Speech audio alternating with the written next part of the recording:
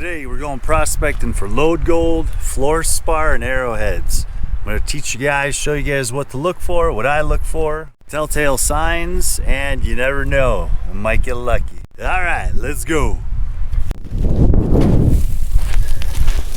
Oh, what do we have here? Looks like we have a shard of jasper, which is an indicator that there could be Native American artifacts laying around here. So we'll keep our eyes out for those as well.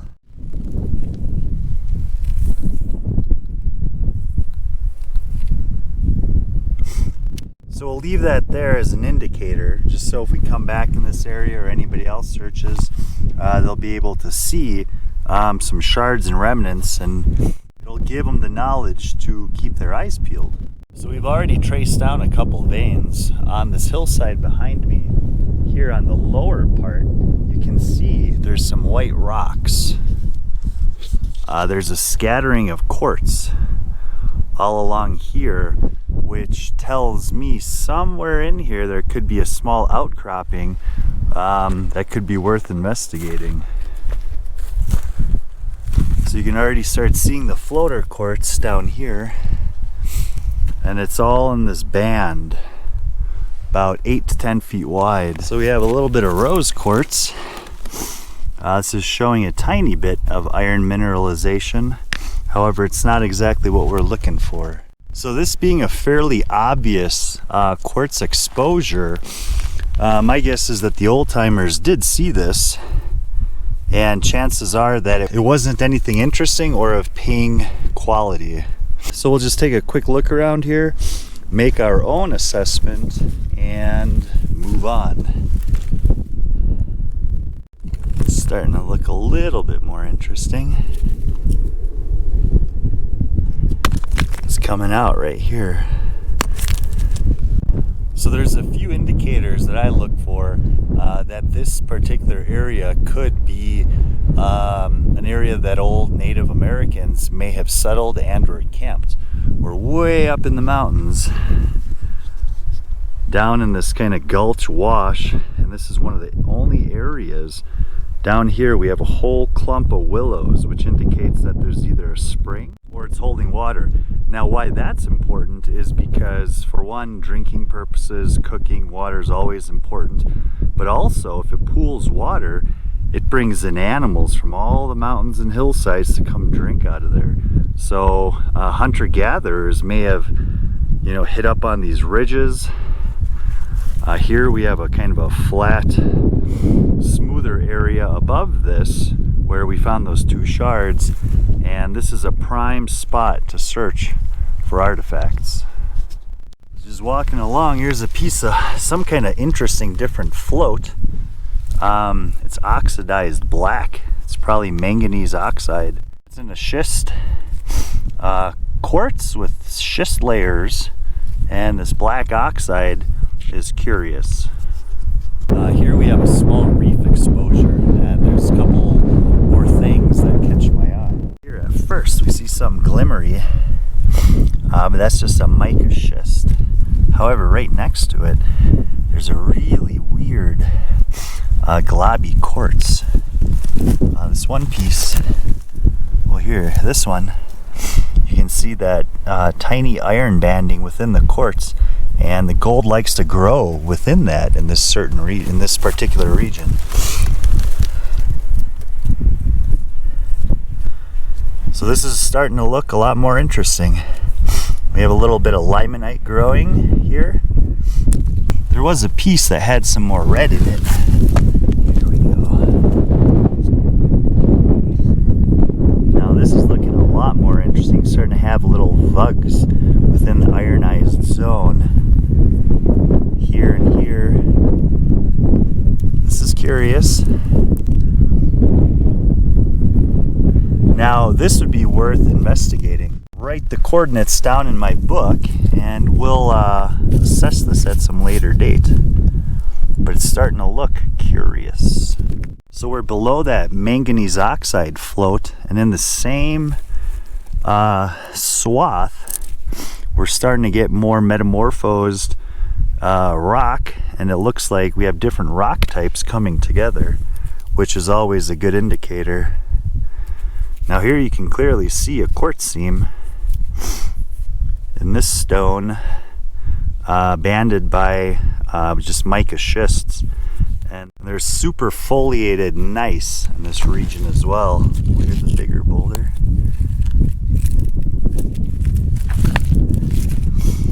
So this vein is eroding right here in place. Here's a piece. You know, this is just fractured. This used to all be one piece. This chunk is still attached, but you can see the quartz running down. So we're right down by this little spring here. I keep hearing animal noises, so I'm a little hesitant of going in there. Right on the periphery, here's a little pottery shard. So we know we're on the right artifact trail. Found that quartz vein exposure up here, and wandering further down, sure enough, there's evidence that the old timers found this exposure. Here's a test pit, and there's another one down here. So we're gonna take a look, see if they got into anything better. So the pit would have been here, and this is the excavated material from the pit. Now it looks like they hit a massive vein of quartz. You can see this is ultra fine grained crystalline. Some of it's almost sugar quartzy.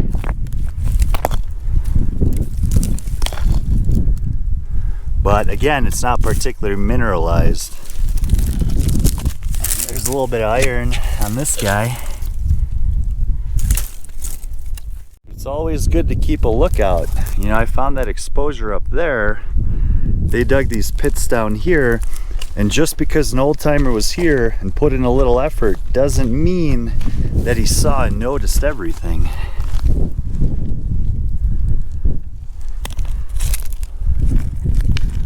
So there's a little bit of sulfides in this material. You can see from the yellow dirt. However, it's not very heavy sulfide, and there's not a lot of pyrites as well. Now this is almost starting to look more interesting. You see these little rusty bloblets. A lot of times those little pockets, if they're iron and or disseminated dissolved pyrites, they can hold gold. But in this case, those are just lichens, so it's a fool's rock. So here on the periphery, here's another shard. Now this has clearly been worked.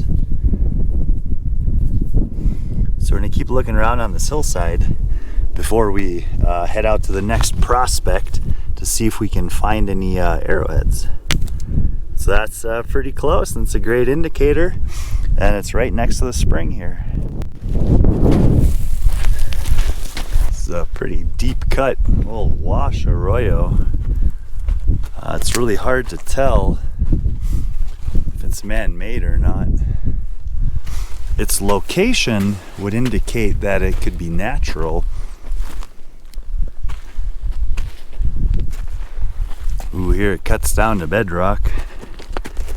Wonder if anybody's seen this before. So here we have an opportunity. So all the dirt from above has been eroded down, and who knows if this wash is newer. You know, it's possible that nobody has laid their eyes on this exposed bedrock. For one, you know, this is a phenomenal place to check for placer gold down in this wash. So far it looks like fairly barren decomposed granite. You see how crumbly that is? I mean, there's some mineralization in here, but not exactly what I'm looking for. So this is solid bedrock I'm chipping out here with a rock just like this. So when someone says weathered bedrock, this is highly weathered bedrock. You know, and here it's more solid, so the composition changes. It's probably more quartz rich up here.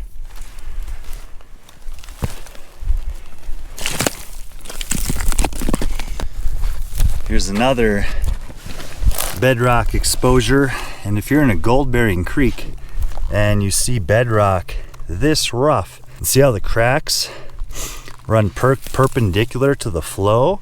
These are ideal gold traps. You'd want to peel that away you know, pan that material. I mean, this stuff could be loaded.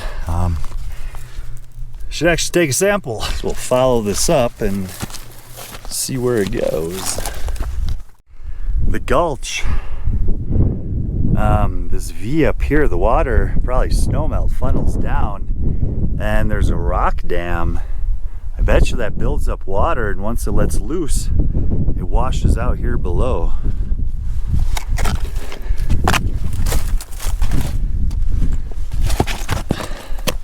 This is solid bedrock.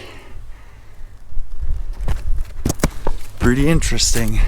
So if you're on a hillside that's covered with overburden and dirt and millions of years of debris, you can't see those bedrock exposures. Sometimes in these gullies, the water washes it down. So here you can see, you know, up on the hillside, there's more dirt and rock, but here the water action has washed away the dirt and left the bedrock exposed. So we're in yet another wash. You can see how the bedrock runs down into the bottom. You know, here's a pocket of alluvium that has come down this little bedrock waterfall. Seen some more quartz and iron mineralization. Now this piece is starting to show some vugs where pyrites may have dissolved, leaving gold behind. Here's a vein of quartz.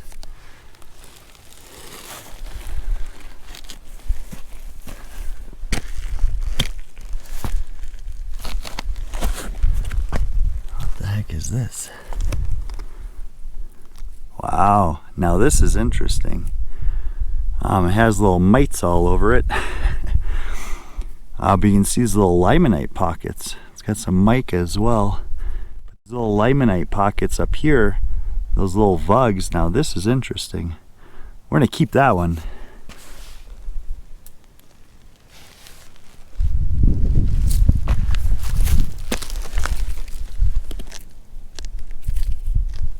Here's a quartz reef.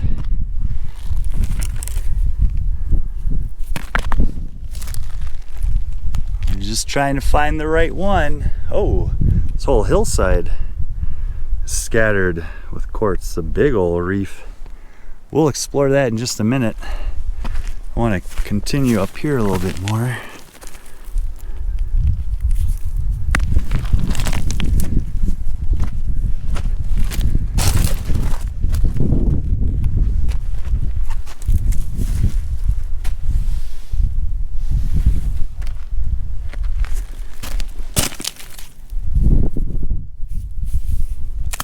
Here we go. This is exactly what I'm talking about. I just came across another wash here that apparently some old-timer prospector did as well. You can see, you know, there's a little bit of a wash. This is the starting of it. Here's the bottom, bedrock, dirt, a little bit of bedrock, some mineralization, and this heads down. It exposes the bedrock so you can see what's going on.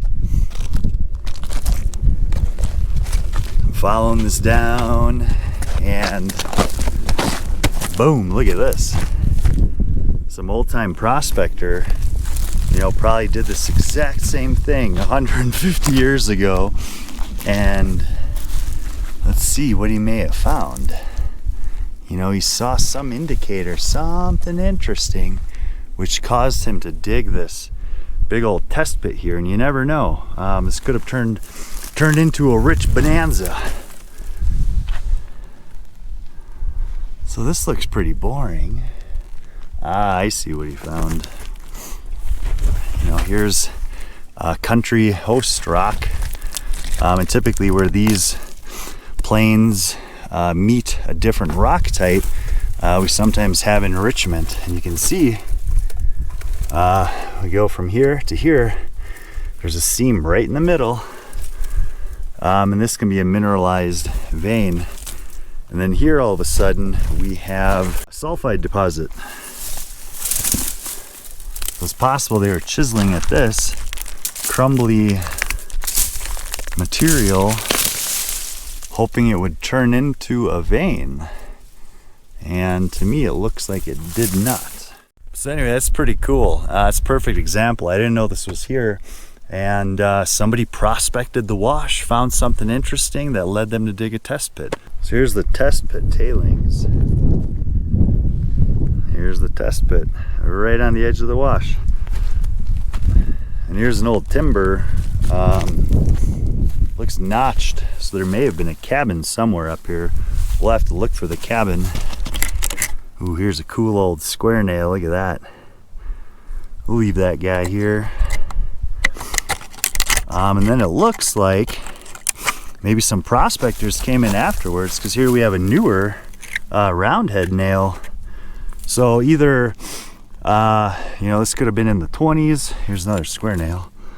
And or somebody came back and in modern times and used these new nails. Pretty cool. Now I really wish I had an army of diggers for me, because I've already today found 2 more interesting prospects than this particular prospect itself. This one turned out not to be much, but if I had the manpower, you know, I'd stick some people on digging those 2 other holes and see what we got. So this is what they found right on the edge of the wash. You can see there's a couple little pyrites in here, bunch of little stringers throughout this stone. And then this piece right here, we have these quartz vug pockets. Like, look how cool this is. You know, with all these crystals. It's pretty gnarly. And for this particular area, the gold likes to grow in these vugs. So they probably found, you know, this chunk, a floater here on the side of the wash, followed it into the spot that made this test hole. Now here we have some disturbance. We have quartz reef. You can see the bright quartz. There looks to be a man-made wall right here, and then waboom, an old mine and or cabin site. We're gonna go check that out here in just a second. So this looks like pretty barren bull quartz, just plain white. You know, there's some iron mineralization, oxidation along cracks and planes. That's just water mineralization deposition. These rocks are stacked almost like in a wall. You know, there could have been a cabin right up here, but this is really bizarre. Now this rock is much more mineralized than what we've been seeing. We got quartz, iron, manganese, some pyrite. So what the heck is this hiding? There could have been a cabin right on top, who knows? I mean, just look how poorly this wall is stacked. It's not very tight. Now, why did they create this?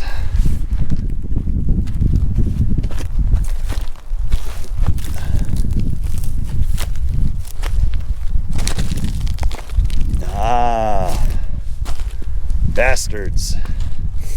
So we actually had a shaft here, and somebody, the government, came in and bulldozed it shut. So when you see these steel pipes out in the field in mining areas, you know, there's tailings all about. This means, this denotes the center of the shaft that they backfilled. So somebody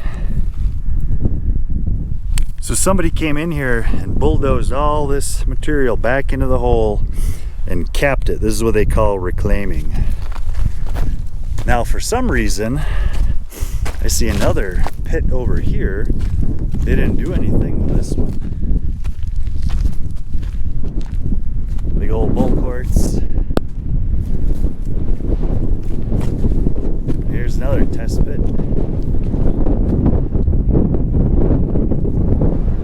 For whatever reason, they didn't cap this. Probably because the hole doesn't go deeper. So let's go back and take a look at this mine over here.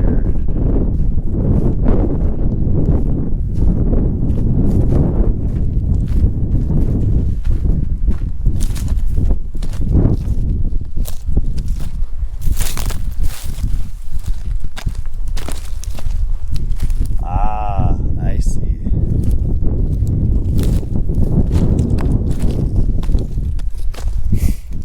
ruined it. They didn't leave anything for us to explore. So this tailings pile here, this would have been the mine's waste rock. You know, they used timber supports to hold this up. So the pipe we see in the ground right up there, they were pulling the ore way from the depths of the earth, and they probably had a trolley track system going to this tailings pile. The hole's been backfilled and all this has been trashed. So in this particular mine's case, it looks like this is what they're actually mining in after. We have a highly rust-stained quartz. It's a brachiated quartz, which means the quartz was fractured and backfilled with hot mineralized fluid and created this limonite, and there's pyrites in here as well. So this is the ore that they were pulling out, running between this really boring schistose gneiss.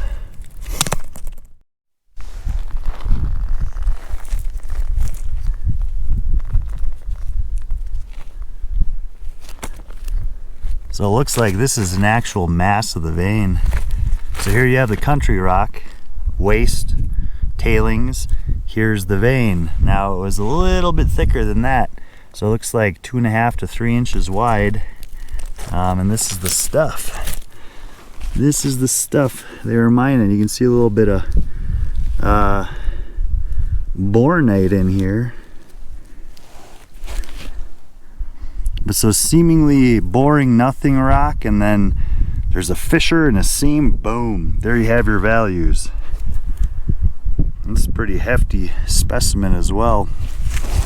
And you can see these vugs.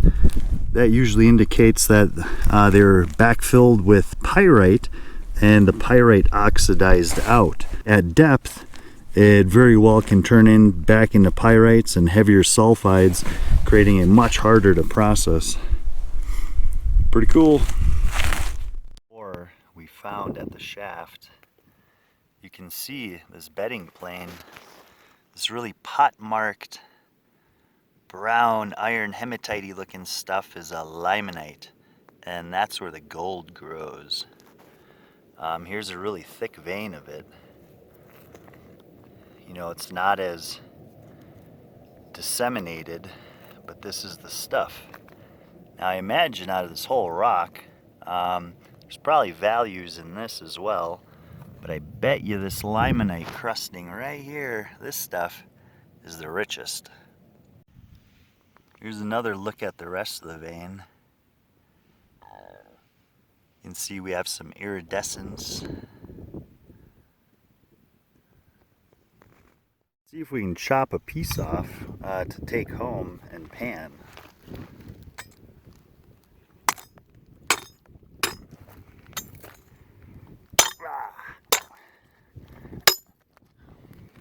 Fracturing. There we go. Popped off. Ooh, look at that. Yeah, that looks like some good stuff right there. We're gonna take a sample of this home and pan it for you guys to see. When I'm out prospecting, I'm always looking for different things, you know, things that are peculiar. You can see right up there, there's 2-3 rocks that are of different composition. And it's curious because I don't think nature put this here like this. See, we have a pile of rocks almost in the middle of nowhere. So I'm always looking for these curiosities to investigate. Things that aren't natural or are different. So here's a weird clump of rocks, no explanation.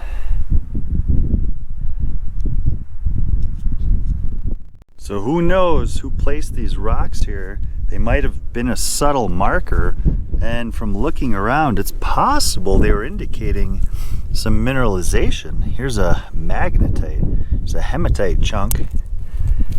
Here's a piece that's more mineralized as well. Maybe, you know, an old prospector placed this here to come back and explore it more in the future. You just never know what you're gonna find. Walking up another tiny little rill wash, I'm starting to see a lot of this greenstone, which is curious. It's here.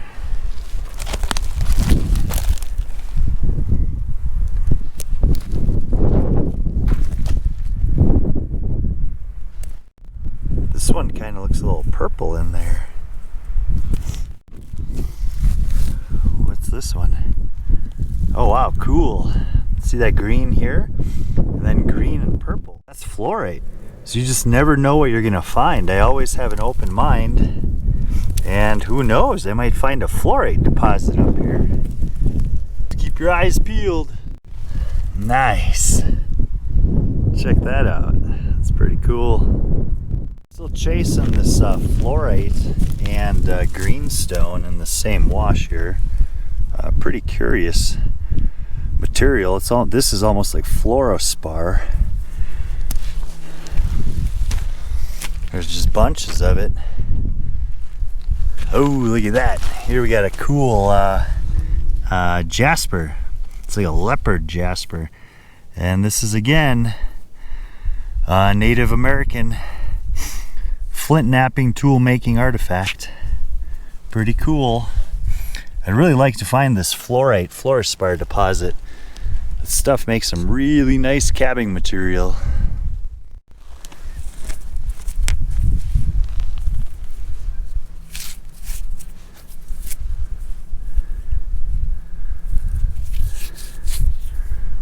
So we're starting to get a little bit bigger pieces. Stuff's a little gemmy, you can tell. So who knows, the outcropping could be up here somewhere.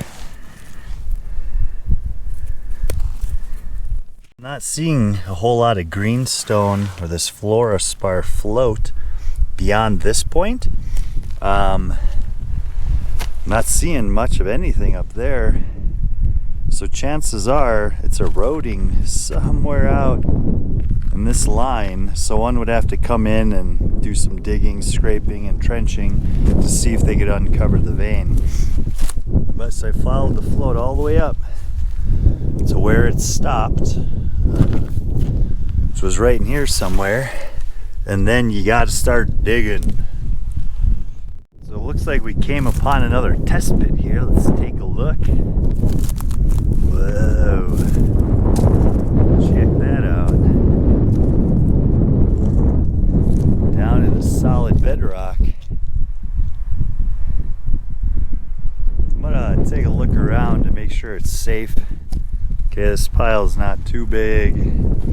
This pile's not too big. There's no other tailings around. So it looks like this hole is only that deep. So I feel safe crawling down in there. So here you can see what they're chasing. You know, another quartz vein. And we have some iron mineralized quartz crystals. Looks like they chased it and it didn't turn into much. Here's more of that quartz vein. You know, we have surface coating, a little bit of iron, some quartz bugs. But it looks to me like it didn't change or turn into anything that they wanted to pursue. So they only went down, I don't know, about 10 feet and called it quits.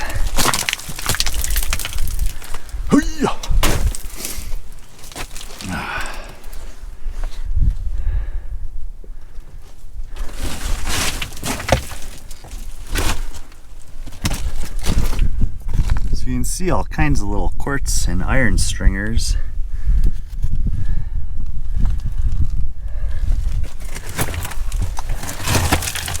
Here we have some sulfided schist that they gouged out. So somebody clearly took a sample out of here and must not have been worth much because it's just sitting here. On this wall we have some more massive quartz veining A little bit more iron and hematite showing, but it doesn't look particularly interesting. This does, however. Right here, this vein, it's really thin, about 3/4 of an inch. To me, this looks like the most interesting vein in here so far.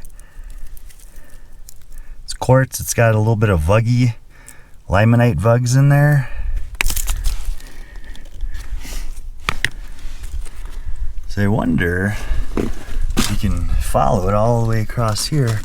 Again, it's not very wide and it's not super mineralized.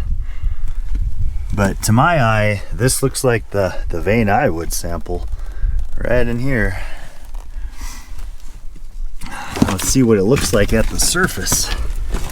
So it starts pinching out a little bit somewhere in here. Let's see if we can follow it up. Not really. Oh, here it is. So the rock faulted, shift right here. The vein continues up here. You can see it's pretty narrow. Some hematite chunks, and it continues to the surface.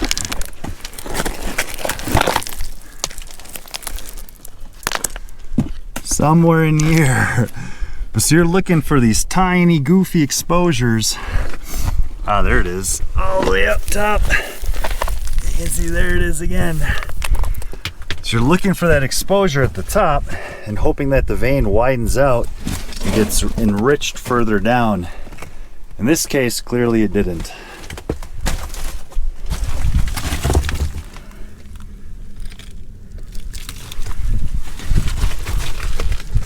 Someone took a gouge sample from there.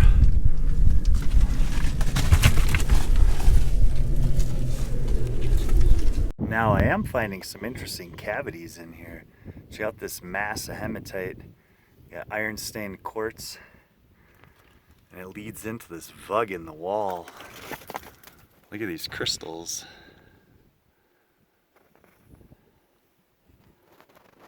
Who knows what's back up in here. Let's see if I can get that in there. Looks interesting. So I'm actually gonna try to pry off this slab here, this big old lumper, to see if we can get any crystals out of there. So we found this crystal vug back up in the wall here. We have some interesting quartz crystals, hematite. And I'm gonna see if I can chisel part of this off and see if there's any crystals inside.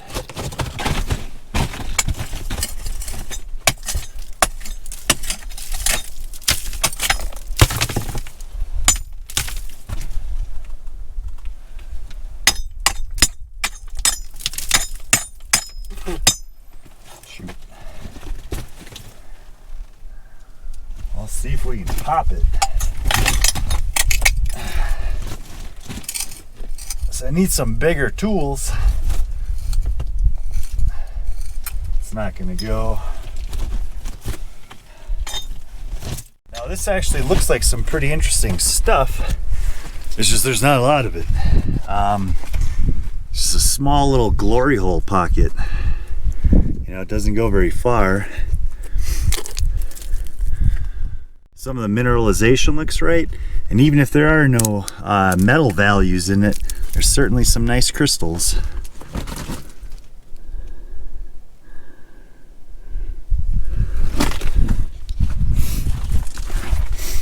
That vein I found down here, you can see at what angle it cuts up the wall.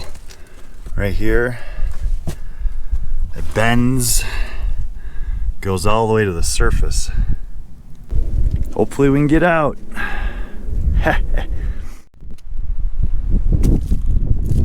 So this boulder split right along this quartz seam. Now this is a giant granite boulder.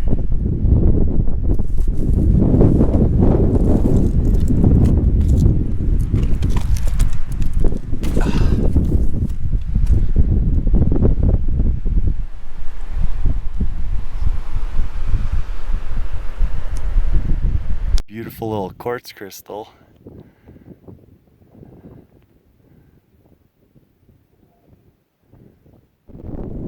So at the base of this giant granite outcropping, there's a seam of quartz, pretty massive seam, and it disappears. And somebody tried to re-find it. So the quartz ends there. That probably got them looking in this area. And here at the bottom of the hill, you can see this quartz vein again is somewhat mineralized. We got some nice crystal action going on. A little bit of limonite vugging. This actually looks halfway decent right here. So they saw this exposed up here at the surface, and they chased it down. It's about 8 to 10 inches wide, bound by coarse-grained granite on one side, and we have the vein intrusion and this very coarse kind of biotite quartz schist. So it looks like they sampled this big vein, and they must not have found much because it's still sitting here.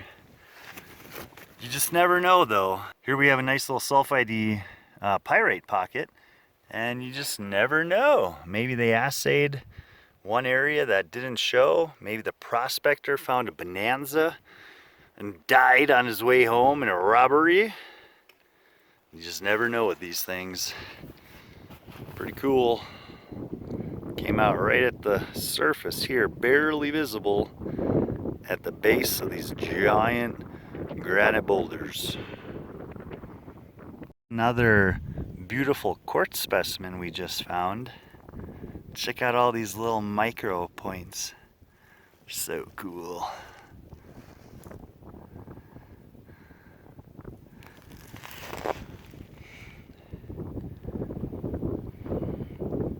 Those lichens are pretty neat too.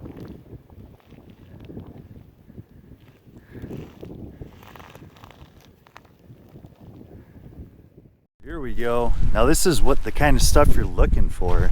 So we're just scouring the ground. You know, probably this piece caught my eye first. Then here we have quartz-rich granite, and here's the solid little veinlet. You can see the little stringer, and that's just sitting there. No one's ever excavated this or looked at it. So this would be something to sample and check. Now the vein's super narrow, so the values have to be very high, but it just goes to show you can still find undiscovered veins just like this.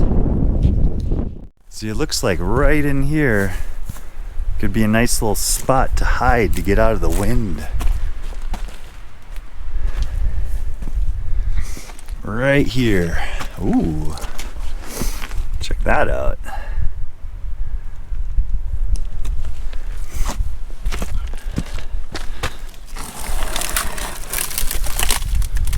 There's been a fire up here at some point, either man-made or wildfire. Well, this spot certainly is nice and protected out of the wind. Got this huge wall here. We did find a pretty cool little mica book. This is biotite mica. Pretty big little mica book that came out of the granite pegmatite up there.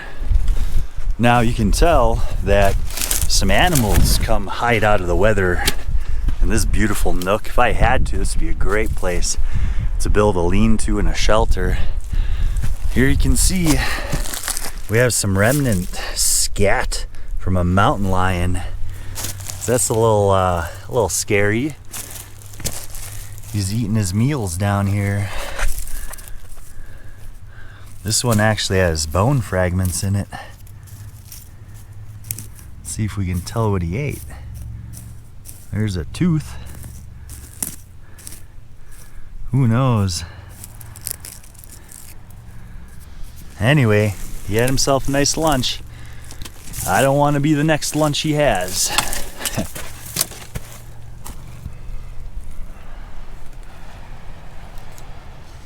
better get out of here. We don't want to be the mountain lion's next meal. These are some really curious pine cones. Look at these. They're purple. Weird. Here's another tool at your disposal. Here's a down uprooted tree. This guy is pretty old. He's been here for at least 20, 30 years. The tree's roots were embedded into solid bedrock. It's still holding on to the pieces. Now with uprooted trees, you get the chance to see a glimpse of what was below the tree. So I always look at uprooted trees, and here's a perfect example why. Pretty cool. Well, it got pretty darn cold. That's prospecting for you. We found some pretty cool things. We have some rocks to crush and pan to see if we got any free milling gold. Hopefully you guys learned something and enjoyed the tag along. Every hillside, every area, every location is different. You got to keep your eyes peeled, keep your senses awake and aware, and look for, clues. We're like Sherlock Holmes, putting together the pieces of the puzzle, trying to find the crystals, the gems, the gold. And you never know when you're gonna get lucky. I'm gonna leave you guys with one thought. If you never look, you're never gonna find it. Till next time, rock on, my friends.